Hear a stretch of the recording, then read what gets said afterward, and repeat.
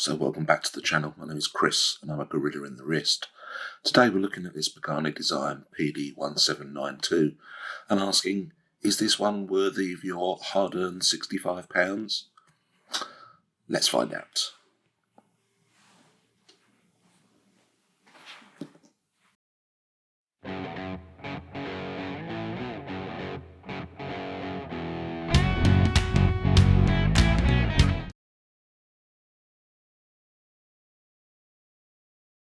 First up, I'm going to do a quick run around specifications.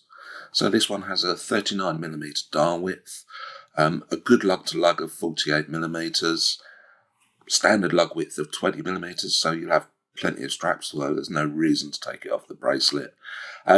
Is 13.5mm thick, has a really nice flat sapphire crystal, 10 metres of water resistance, has a Pearl GMT and weighs in at 154 grams. So we're going to do a quick walk around this Pagani Design PD1792. Very clearly an homage to a Grand Seiko. I picked this one up during the March sale. I think I paid about £65–66 for it. It comes in 4 different colours, so it comes in a black, it comes in a white, and it comes in a sort of darker, more navy blue. I thought I would go for the summery option, so that's what we're looking at now. So it is a GMT watch. It's a 4-hander. It does have a date complication at the 3. It has the GMT brushed aluminium GMT bezel all the way around the outside. We have indices, double batons at the 12 and then single batons all the way around apart from where the date is. Dial is really nice. I kind of like the pattern, although we'll come back to that a little bit later. Hands have got a very high polish to them, but I like that they stretch it all the way out to the minutes and to the hours. We have a needle second hand, and then we have the GMT hand, which is currently hiding behind the minute hand. The GMT hand is black with a white tip on it. We have Pagani Design and the Pagani Design emblem above the pinion and GMT automatic below the pinion. The finishing of the top of the watch is high polish, but again I've managed to get a chamfered edge. The brushing on the sides is really nice, actually. I've been quite impressed. Really nice brushed sides. We have crown guards to protect the crown, and the crown is branded with the Pagani Design logo. The bracelet is actually, for the money, really good. So this is a genuine 5-link bracelet, and I can confirm that because I have taken it apart at least twice. And it's a fiddly bugger, but we have a mix of brush and polish and brush and polish and brush again, and the finish is really nice. It's not sharp, it's got high polished edges. It has a butterfly clasp on it. Not a big fan of the butterfly clasp, but that does lead very neatly into, I must say, I don't think I've seen this one, but a Pagani designed display case back with a custom rotor on it. That must surely be a first. Please correct me if I'm wrong. This has the Pearl GMT movement in it. We'll stick a picture up. But that's quite impressive for the money, I think. It is a butterfly clasp. I think my thoughts on butterfly clasps are fairly well established. But that's the watch. It's sort of just under 40mm. It weighs in at the absolute sweet spot for a sports watch, which is just under 155 grams.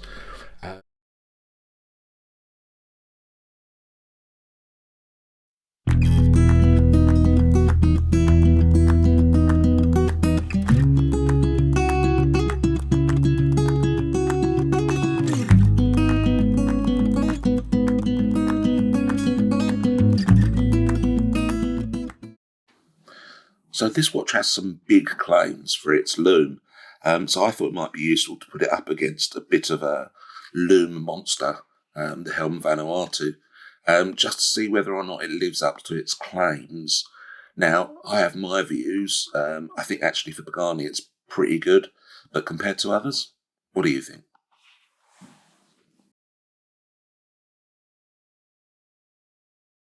Okay, so we're going to talk about dislikes first, my moans and grumbles. And the first one is a bit strange, because actually I quite like the dial. I don't think they do the wave pattern quite as well as Addy's dial seem to have nailed it, but hey. My gripe about the dial is that it doesn't live up to the marketing pictures, which is just bizarre. I should know that they're marketing pictures. Of course they've been touched up. I'll stick one up and just... I'd be fascinated to hear whether you think the same. But I took this out of the box and thought, oh, that's not what I was expecting. So maybe I built up my expectation too high, I'm not sure. But it was a bit weird. The second thing is butterfly clasps. I just don't like them. This one has popped off my wrist in the last week. And for me, that's a bit of a problem. And then the final one is... And this might be a bit unfair. So this has a Pearl GMT movement in it. Now, I have absolutely no experience of Pearl movements at all. I don't know how good they are. I've read them up and researched them, and they seem to have a reasonable reputation.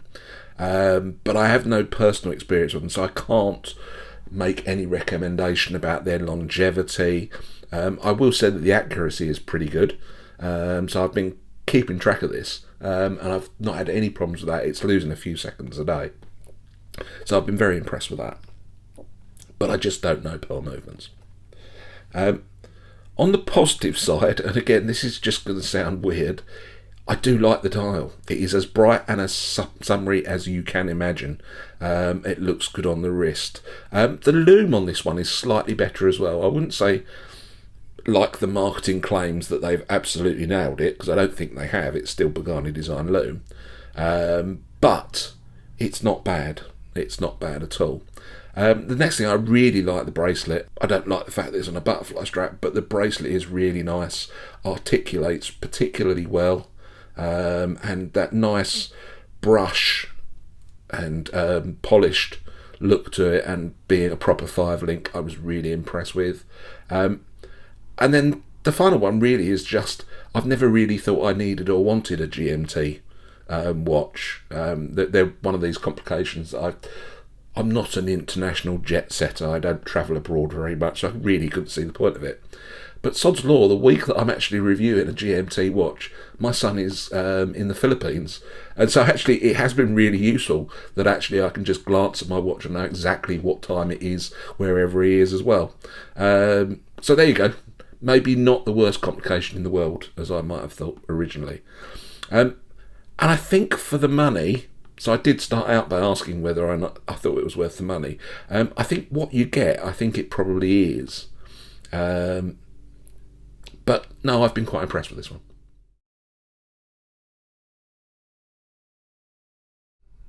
Okay, so let's have a go at wrapping this one up.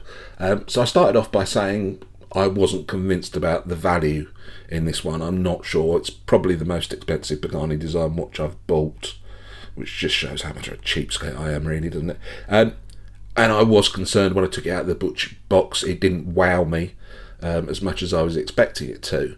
But I have to say, having worn it for a week, again, my standard measure for a watch is how often I reach for it when I'm reviewing it. And this one I've always reached for every day the last week. And so that kind of tells you something, doesn't it? It's a really good, the movement is really sound. I just really enjoyed wearing it. I think actually for the money, the spec isn't terrible. I think it's particularly good. But I would recommend this one. I would say wait around until the next sale, because I think I got it about £10-15 off the current price. But I think this is certainly worth investing in, particularly if you like bright, colourful watches, because it's hard to argue that it isn't bright and colourful. That's it for this week. Hope you enjoyed it. Thanks for sticking through till the end. We have the ladies rugby. It's Saturday. Ladies rugby on later today. A grudge about the French, because we get on so well with the French. Please like, subscribe and comment. Again, we have lots more coming up. Next week is probably going to be the Militado, and you will not want to miss that one. That looks like a bit of a cracker. That's it. Enjoy the rest of your weekend, and I will see you back hopefully very, very soon. Take care, folks. Bye bye.